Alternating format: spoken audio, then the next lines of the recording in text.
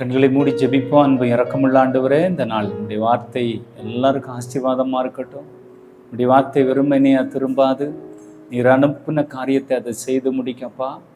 எல்லாவற்றை பார்க்கலும் உடைய வார்த்தைக்கு நீர் அவ்வளவு முக்கியத்துவம் கொடுத்திருக்கிறீர்.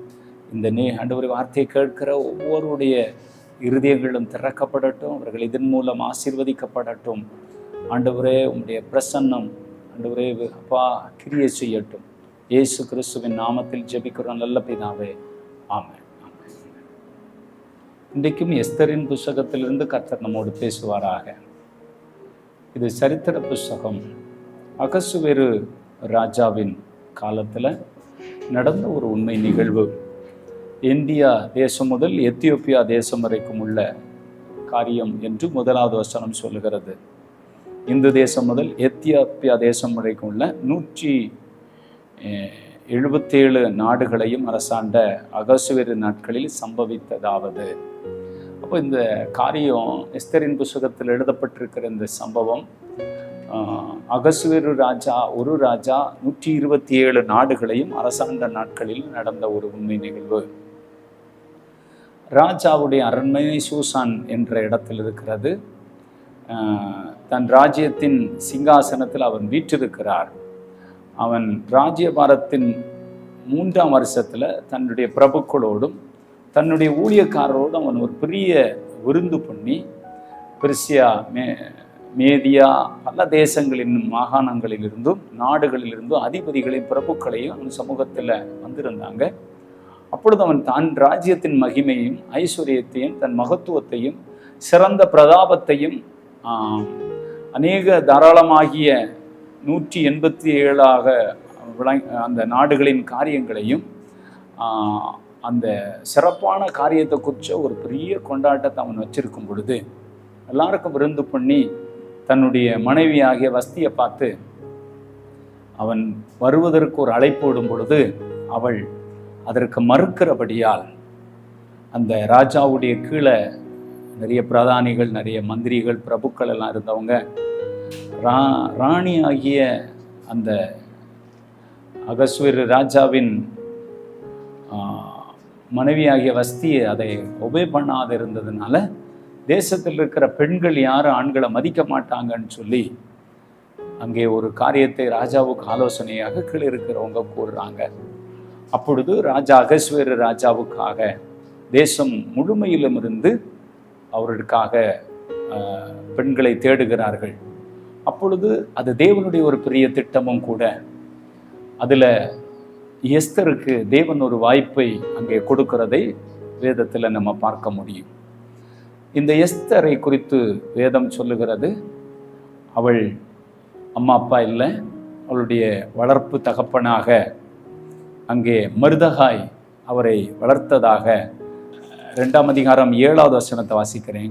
அவன் தன் சிறிய தகப்பன் குமாரத்தியாகிய எஸ்தர் என்னும் அக்சாளை வளர்த்தான். அவளுக்கு தாய் தகப்பன் இல்லை. அந்த பெண் ரூபவதியும் சௌந்தரியம் உள்ளவளுமாய் இருந்தாள். அவன் தன் தகப்பன் தாயும் மரணம் அடைந்த போது மிருதகாய் அவளை தன் குமாரத்தியாக எடுத்துக்கொண்டான். இந்த எஸ்தர் அம்மா அப்பா இல்லாத பிள்ளை. அவங்க இப்பொழுது மிருதகாயின் ஆதரவில் இருக்கிறாங்க. இந்த மிருதகாயை நம்ம பார்க்கும் பொழுது அனாதையாக இருந்த தன் உறவினருக்கு ஆதரவு கொடுத்த ஒரு நல்ல உள்ளம் கொண்ட மனுஷன். நம்ம தேசத்தில் அனாதைகள், கஷ்டப்படுறவங்க, திக்கற்ற பிள்ளைகள், இப்படிப்பட்டவங்களுக்கு ஆதரவு நம்ம உதவி செய்கிறவங்களாக, அவங்களை ஆதரிக்கிறவங்களாக இருக்க வேண்டும். இந்த எஸ்தரை இவர் ஆதரித்து வந்தார். இப்பொழுது அரண்மனையில் இப்படிப்பட்ட சம்பவம் நடக்கும் பொழுது ஆண்டவர் இந்த ராஜாவுடைய கண்களில் தயவு கிடைத்து எஸ்தர் ராணி பட்டம் பெறுவதற்கு ஒரு வாய்ப்பு கொடுக்கப்பட்ட அந்த ராஜா அரண்மனை மிக மிக அழகாக அலங்கரிக்கப்பட்டதும் மகிமை நிறைந்ததும் இத்தனை ஆண்டுகளுக்கு முன்னாடி நடந்த இந்த சம்பவம் இவ்வளோ சித்தரிக்கப்பட்டிருக்குன்னு சொன்னால் உண்மையாகவே அது ரொம்ப ரொம்ப அதிசயம். பரலோக ராஜாவுடைய வீடு, அந்த ராஜாதி ராஜாவுடைய அந்த மாளிகை எப்படி இருக்கும்னு வர்ணிக்கவே முடியாது. அந்த அளவுக்கு அந்த கர்த்தர் வச்சிருக்கிறார் என்பது உண்மை. இந்த அதிகாரத்தில் நம்ம வாசிக்கும் பொழுது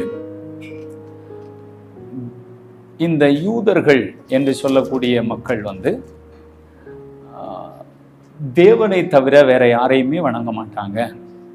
இப்பொழுது அகாஸ்வேரு ராஜா ஆமான் என்கிறவனை 127 நாடுகளுக்கும் அவனை ஒரு பெரிய பொறுப்பு கொடுத்து அவனை பதவியில் ரொம்ப உயர்வாக வைக்கிறார். அவனை பார்க்குற எல்லாரும் மரியாதை செலுத்துகிறாங்க, வணங்குறாங்க.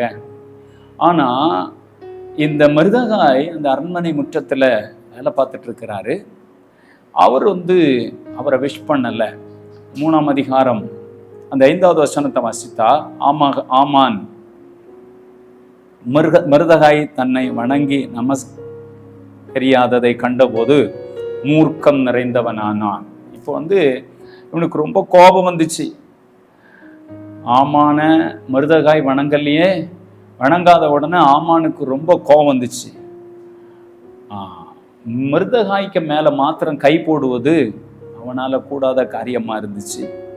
அதனால அவன் இந்த மருதகாயின் பின்னணியத்தை விசாரிக்கும் பொழுது அவன் ஒரு யூதன் என்றும், இந்த கூட்டம் தேவனை மட்டும்தான் வணங்குவாங்க, அவங்க மற்றவங்களை விஷ் பண்ண மாட்டாங்க என்ற செய்தியை சொல்லி ராஜா கிட்ட போய் சொல்கிறான், நம்ம ஆளுகைக்கு உட்பட்ட எல்லா தேசங்களிலும் ஒரு கூட்டம் பரம்பி இருக்கிறது, அது நம்முடைய ஆட்சி காலத்துக்கு ரொம்ப ரொம்ப கேடாக இருக்கிறது, அதனால இவர்களை விட்டு வைப்பது நமக்கு நல்லது அல்ல அப்படின்னு சொல்ற ஒரு காரியத்தை இவன் ராஜாவிடத்துல கொண்டு போகிறான்.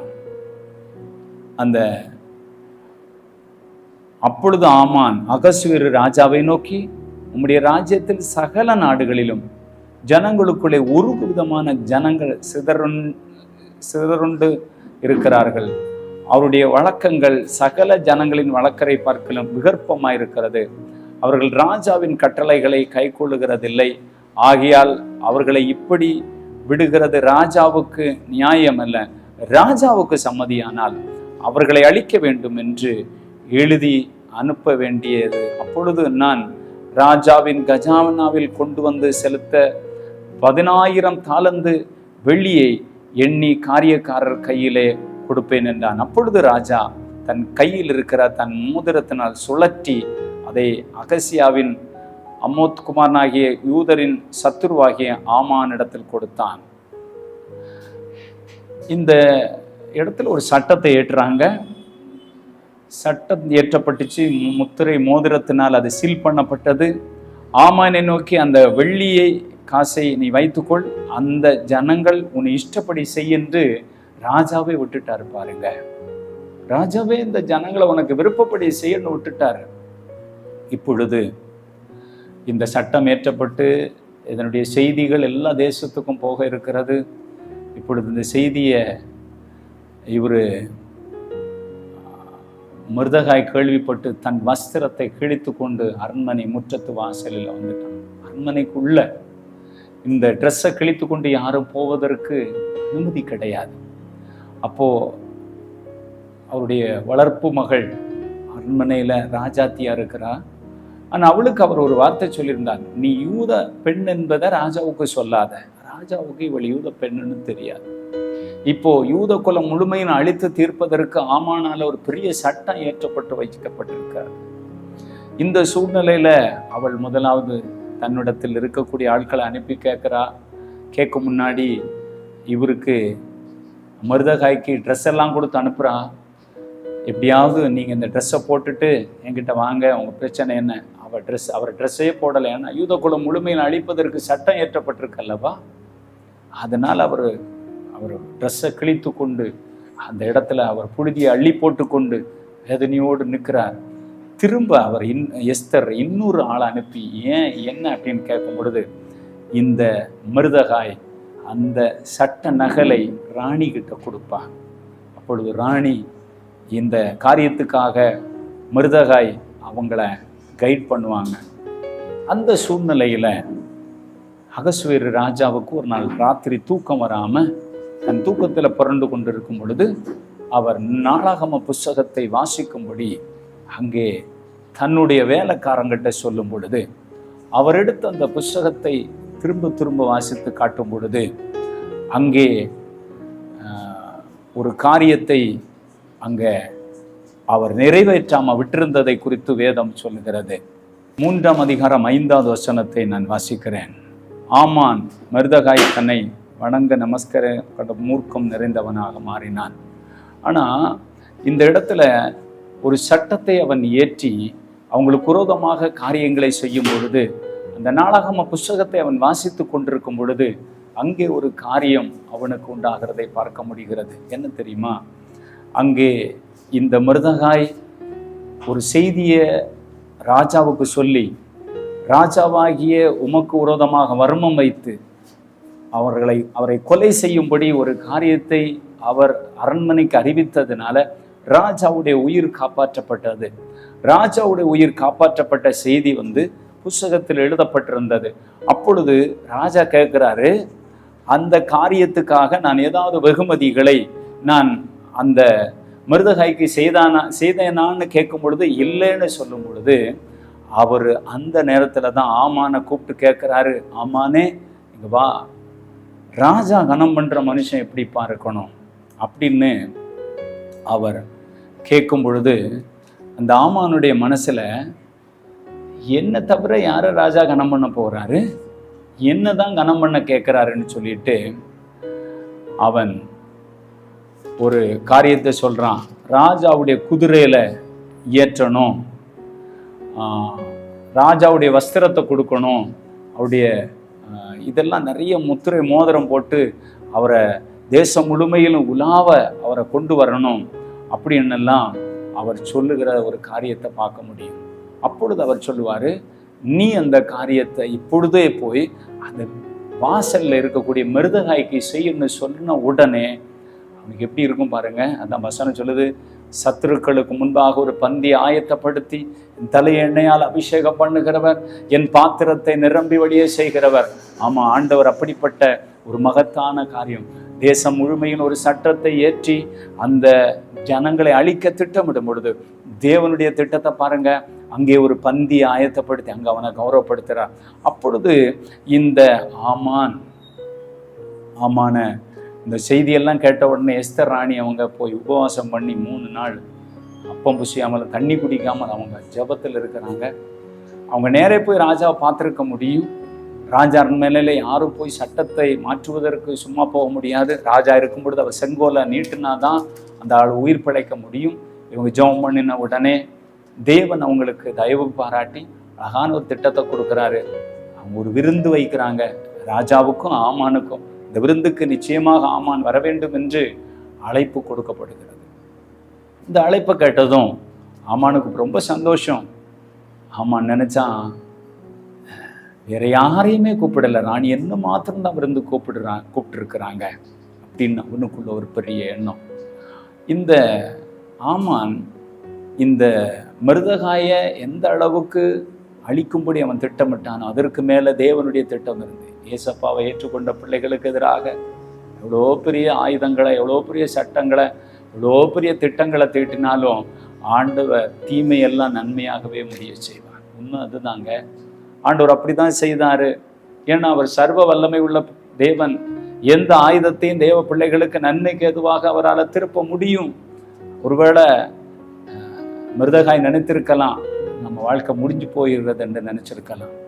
ஆனால் இந்த ஆமான் போய் தன் மனைவிட்டு சொன்னால், இப்படியெல்லாம் நடந்துச்சுயா, அவனை நம்ம பழிவாங்க நினைத்தா அவன் முன்ன நம்ம தாழ்ந்து போனோமே. அப்போ தான் அங்கே சொல்லப்பட்டது, அவன் யூதன் ஆனால் நீர் அவனை மேற்கொள்ள முடியாது, நீர் அவனுக்கு முன்ன தாழ்ந்து போய் தான் ஆகணும் அப்படின்ற ஒரு காரியம் சொல்லுவாங்க. ஆமாம், ஆண்டவரை ஏற்றுக்கொண்டிருந்தா, அவருடைய பிள்ளையாக நம்ம மாறியிருந்தா நிச்சயமாக நம்மை யாரும் மேற்கொள்ள முடியாது. ரட்சிக்கப்பட்ட ஜனமே, உனக்கு ஒப்பானவன் யார்? உனக்கு சகாயம் செய்யும் கேடயம் தேவன் என்று எழுதப்பட்டிருக்கிறது. பல பிரச்சனைகளை குறித்து இந்த வார்த்தையை கேட்டு பயந்துட்டு இருக்கிறீங்களா?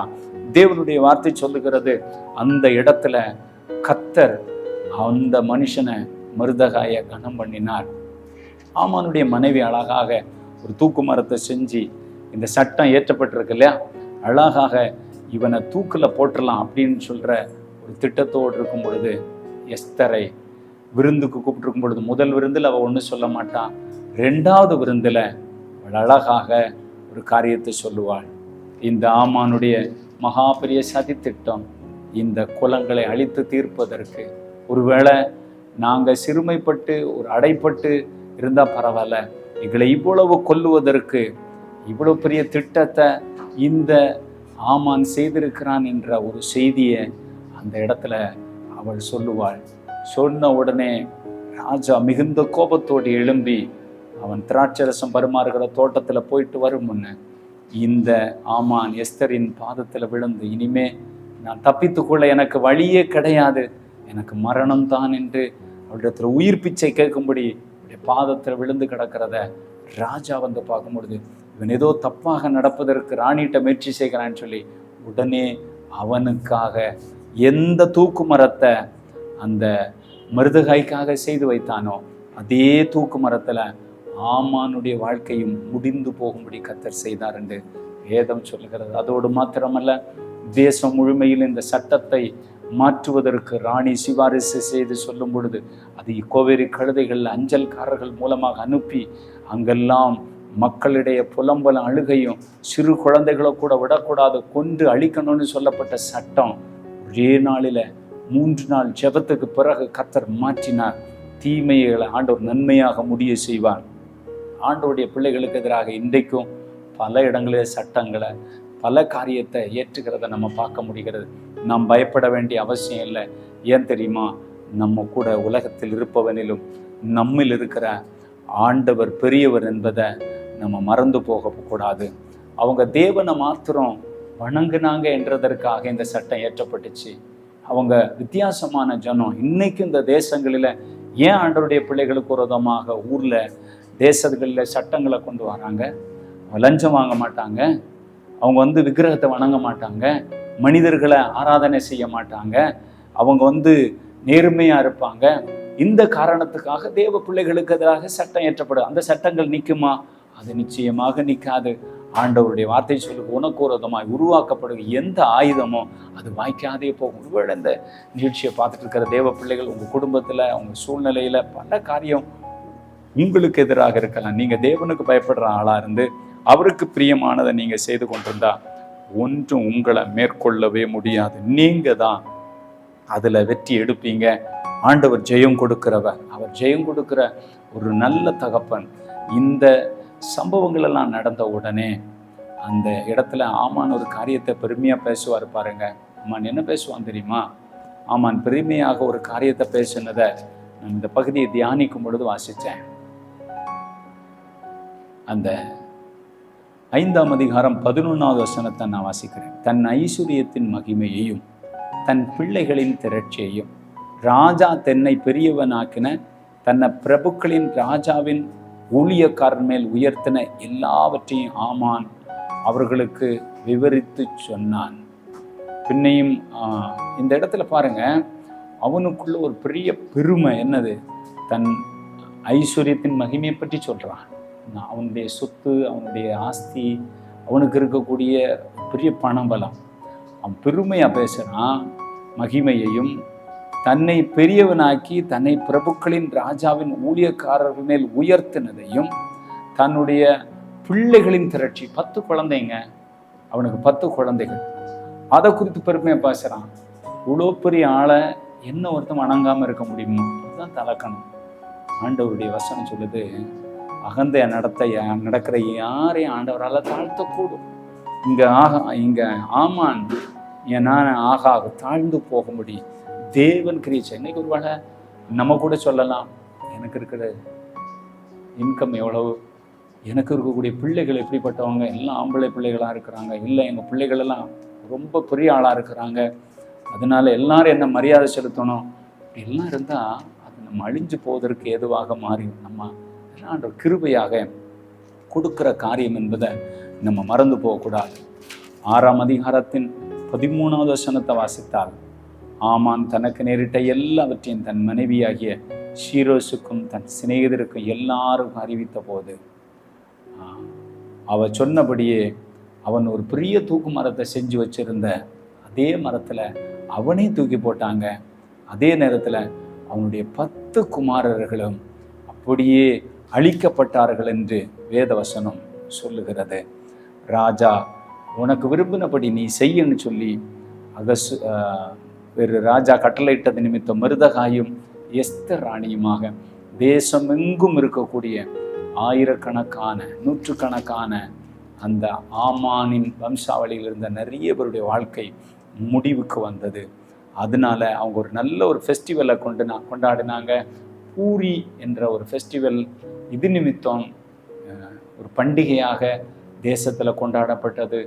ஆமானுடைய சதி அழிக்கப்பட்டது. அதே மருதகாய் ஆமான் இருந்த பொசிஷனில் உயர்த்தப்பட்டு தேசம் முழுமைக்கும் ஒரு பெரிய ஒரு ஆளுமைக்கு உட்பட்டவனாக வந்தான். ஆம் தேவ பிள்ளைகளே, ஆண்டவருக்கு பயந்திருக்கும் பொழுது நம்மை தாழ்த்தவும் நம்ம அழிக்கவும் எவ்வளோ பெரிய திட்டங்களை தீட்டினாலும் அதை கர்த்தர் நமக்கு நன்மையாகத்தான் மாற்றுவார். அதில் எந்த சந்தேகமும் இல்லை. தேவ பிள்ளைகளுக்கு உலகத்தில் உபத்திரவம் உண்டு, ஆனாலும் திடன் கொள்ளுங்க. அகசுவேரு ராஜாவுடைய சட்டத்தையே தேவன் மாற்றினார். ஆமானுடைய பெரிய சதி சட்டத்தையே மாற்றினார். வெள்ளி காசெல்லாம் ஒதுக்கப்பட்டுச்சிங்க, பணம் எல்லாம் அந்த கஜனாவுக்கு ஒதுக்கப்பட்டது, தேசத்துக்கு செய்திகள் கொண்டு போகப்பட்டது. ஆனால் தேவன் காரியத்தை மாறுதலாக முடிய செய்தார்னு எழுதப்பட்டிருக்கிறது. ஆமா, உங்க பிரச்சனையை கூட கர்த்தர் மாறுதலாக முடிய செய்வார். நீங்க விசுவாசித்து ஆண்டோட்ட ஜெபம் பண்ணுங்க. நீங்க நினைக்கிறபடி நடப்பதில்லை, தேவன் விரும்புகிறபடி நடக்கும். நீங்க விசுவாசிங்க. தேசங்களில் சட்டங்களை இன்றைக்கு கடைசி காலத்தில் ஆண்டோடைய பிள்ளைகளுக்கு விரோதமாக கொண்டு வரலாம். ஆனால் அவைகள் ஒன்றையும் கர்த்தர் தீமைகளை நமக்கு நன்மையாக தான் மாற்றுவார். இதெல்லாம் நம்ம விசுவாசித்து தேவன் பேரில் இன்னும் நம்பிக்கை வைத்து வாழ்வதற்கு தேவன் எழுதின காரியங்க. தேவ பிள்ளைகளை ஒருவராலும் மேற்கொள்ள முடியாது. ஏன்னா கர்த்தரோ பயங்கர பராக்கிரமசாலியா என் கூட இருக்கிறார் என்று தேவ மனுஷன் சொல்றதை பார்க்க முடியும். எரேமியா, ஆமாம், ஆண்டவர் உங்க கூட பராக்கிரமசாலியா இருக்கிறார். ஆண்டவர் மிருதகாயோடு இருந்தார், ஆண்டவர் எஸ்தரோடு இருந்தார். 127 நாட்டிலும் அவங்கள சிறந்தவங்களாக மாற்றினாங்க. இன்றைக்கு ஒருவேளை மற்றவங்களை நம்ம கொல்லவும் அழிக்கவும் நம்மளை முடிவு கட்டவும் தேடிட்டு இருக்கலாம். ஆனால் ஆண்டவரை நீங்கள் பிடிச்சா ஆண்டவர் உங்களை மேன்மையில் வச்சு உங்களை உயர்த்துவார். அவரை மாத்திரம் நீங்கள் சார்ந்து நின்று பாருங்கள். அவருக்கு பயந்து தேவையில்லாத கிரியைகளை, தேவையில்லாத காரியங்களை ஒன்றையும் நீங்கள் செய்யாதீங்க. இந்த மிருதகாய் எப்படி ஆண்டவருக்கு பயந்து தேவையில்லாததை செய்யாது இருந்தாரோ, ஒரு தானியேல் தேவனுக்கு பயந்து இருந்தாரோ, ஒரு சாத்ராக் மேஷாக் ஆபேத்நேகோ செய்யாது இருந்தாங்களோ, அதை நீங்கள் செய்யாதிருங்க. அப்போ கர்த்தர் உங்க கூட இருப்பார். உங்க கூட இருக்கிறத நீங்க பார்க்க முடியும். இந்த வேளையில ஆண்டவர் கையில நம்ம அர்ப்பணித்து நம்ம ஜெபம் பண்ண போகிறோம். தேவனை மாத்திரம் வணங்குங்க, ஆராதியுங்க. எஸ்தர் அந்த இடத்துல உண்மையாகவே ஜெபம் பண்ணினபடியா அந்த 3 நாள் ஜெபம் தேசத்தையே மாற்றி போட்டது. நீங்களும் உபவாசம் பண்ணி ஜெபிக்க உங்களை அர்ப்பணியுங்க. கர்த்தர் உங்கள் காரியங்களை மாறுதலாக முடிய செய்வார். ஜெபம் பண்ணுவோமா? அன்பு இரக்கமுள்ள ஆண்டவரே, வேலைக்காக ஸ்தோத்திரம். நிகழ்ச்சியை பார்த்து கொண்டிருக்கிற ஒவ்வொருவரையும் ஆசீர்வதிங்க. ஒவ்வொருவருடைய கண்ணீரை தொடைங்க. ஒவ்வொருத்தருடைய காயங்களை கட்டுங்க. ஒவ்வொருத்தருடைய துக்கங்களை சந்தோஷமாக மாற்றுங்க. ஆண்டவரே, மொர்தெகாயுடைய வாழ்க்கையில், எஸ்தருடைய வாழ்க்கையில், ராஜா சட்டம் ஏற்றின வேளையிலும் ஆமான் எழும்பி அந்த ஆண்டவரே ஆண்டவரை இனத்தை அழிக்க அவன் திட்டமிட்ட வேளையில் ஆண்டவர் நீர் அந்த சின்ன கூட்டத்துக்கு ஆதரவாக இருந்து உங்களை காப்பாற்றினீரேப்பா. அந்த தேவன் இன்றைக்கு உங்களையும் உங்கள் குடும்பத்தையும் பாதுகாப்பாராக. ஜெபம் பண்ணுங்க. உங்களுக்கு எதிராக வருகிற எந்த காரியத்தையும் தேவன் மாறுதலாக மாற்றுவார். விசுவாசிங்க. இவ்வளோ பெரிய சட்டத்தையே, ஒதுக்கப்பட்ட பணத்தையே கர்த்தர் மாறுதலாக மாற்ற முடியும் என்றால் அவர் எவ்வளோ பெரிய ஆண்டவர். 127 தேசங்களிலும் அந்த சட்டம் ஒன்றும் இல்லாமல் சீரடக்க பண்ணின கர்த்தர் இன்றைக்கு உங்கள் கூட இருக்கிறார். உங்களுக்கு எதிரான காரியங்களை கர்த்தர் வாய்க்காதே போக செய்வார். அது பிசாசின் கிரியா இருக்கலாம், மனித பலமாக இருக்கலாம், அரசியல் பலமாக இருக்கலாம். எதுனாலும் ஆண்டவரை நோக்கி நீங்கள் கூப்பிட்டு பாருங்கள். எனக்கு ஒத்தாசை வரும் பர்வதங்களுக்கு நேராக என் கண்களை ஏறெடுத்து பாருங்கள். அவருடைய உதவி உங்களுக்கு நிச்சயம் உண்டு. அவருடைய ஆறுதல் உங்களுக்கு நிச்சயமாக உண்டு. அவருடைய தேறுதல் உங்களுக்கு நிச்சயமாக உண்டு. அவருடைய விடுதலை உங்களுக்கு உண்டு. இயேசுவின் நாமத்தில் நீங்கள் இப்போ ஆசீர்வாதத்தை பெற்றுக்கொள்ள முடியும். உங்களுடைய வியாதி, கட்டுகள், போராட்டம், பிரச்சனை எதிர்னாலும் ஏசப்பாட்ட ஜெபம் பண்ணுங்க. அதில் ஆண்டவர் காரியத்தை மாறுதலாக முடிய செய்வார். ஹல்லேலூயா. சமாதானம் இல்லையா? இயேசுவேன்னு கேளுங்க. கலங்குறீங்களா? 3 நாள் ஜெபம் பண்ணாங்க பாருங்க, வாழ்க்கை மாறுதலாக முடிச்சிச்சு. ஆண்டவர் கிரியை செய்யும். ஜெபம் பண்ண ரொம்ப ஜாக்கிரதையாக இருங்க. கடைசி காலத்தில் இந்த சட்டத்திலையும் அவங்க தப்பித்து கொள்வதற்கு தேவன் வைத்த ஒரே வழி அவங்க ஜெபம். நீங்களும் ஜெபம் பண்ணி பாருங்கள், ஆண்டவர் உங்களை பயன்படுத்துவார். தகப்பனே, இந்த நிகழ்ச்சியை பார்க்குற யார் யாரெல்லாம் கண்ணீரோடு இருக்கிறாங்க, கஷ்டத்தோடு இருக்கிறாங்க, வியாதியோடு இருக்கிறாங்க, சமாதானம் இல்லாமல் இருக்கிறாங்க, எஸ்தரையும் ஆண்டவரே அப்பா மிருதகாயை உயர்த்தின கர்த்தர் இவங்க வாழ்க்கையை மாற்றுங்கப்பா. ஆமானுடைய கிரியைகள் ஒவ்வொரு குடும்பங்களிலும் அழிக்கப்பட்டு போகட்டும். ஆமானுடைய கிரியைகள் தேசங்களில் அழிக்கப்பட்டு போகட்டும். பரிசுத்த தேவன் கிரியை செய்யும். ஊருடைய போக்குவரத்திலெல்லாம் கூட குடும்பங்களை கர்த்தர் உயர்த்தி ஆசீர்வதி. எல்லாவற்றையும் உங்கள் கைகளில் தரும். ஆண்டவரே, உமக்கே மகிமை உண்டாகட்டும். இப்பொழுது எல்லா போராட்டங்களை விலகி அற்புதங்கள் பெறட்டும். ஆண்டவரே, இந்த நிகழ்ச்சியை ஒளிபரப்புவதற்கு உதவி செய்கிற குடும்பத்தை ஆசீர்வதி. கையிட்டு செய்கிற பிரயாசத்தை ஆசீர்வதி. இதற்கேற்ற பலன் உண்டாகட்டும். கர்த்தர் கைகளில் தரும். இந்த வார்த்தையை கேட்டு யார் யார் ஆசீர்வதிக்கப்படுகிறார்கள், வாழ்க்கை ஜெபத்தில், பரிசுத்தத்தில், தேவன் மேல் இருக்கிற நம்பிக்கையில் ஆண்டவர் இன்னும் பெருகட்டும். தாழ்த்தி அர்ப்பணிக்கிறோம். இயேசு கிறிஸ்துவின் நாமத்தில் ஜெபிக்கிறோம் நல்ல பிதாவே. ஆமென்.